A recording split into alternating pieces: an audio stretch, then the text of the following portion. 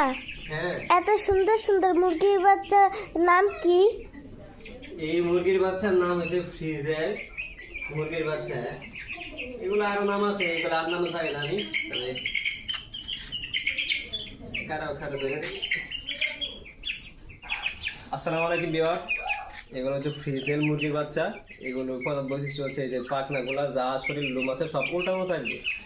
প্রতিটা মুরগির বাস থাকে আর এগুলো থাকবে প্রতিটা পশম উল্টানো থাকবে। দেখেন, এটা আরেকটু বড় হইলে এদের মানে পশমের একটা সৌন্দর্য কিছুদিন পরে ফুটে উঠবে, একটু আরেকটু বড় হলে। আজকে এদেরকে হিটে দেওয়া শেষ, এই 1-1.5 মাস হিটে, একটু কারেন্টে হিট, এটা তাপমাত্রা ঠিকঠাক আসছিল। এখন আমাদের খামারে ঢুকাই দিতেছি।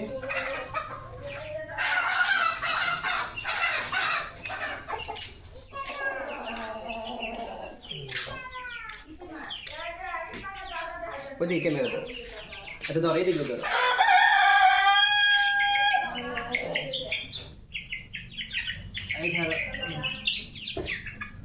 প্রতিটি কালার মিলাই মিলাই আনছি, কালো আর এসে এটা হচ্ছে আপনার কি কালার, গোল্ডেন কালার।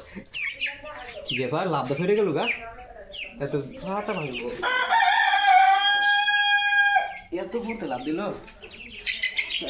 পায়ে তাহলে বেড়ে গেছে।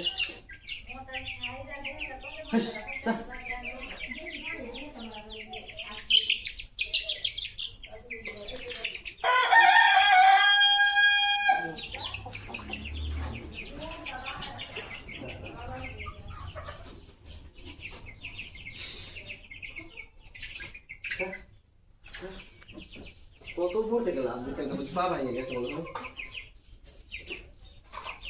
আচ্ছা,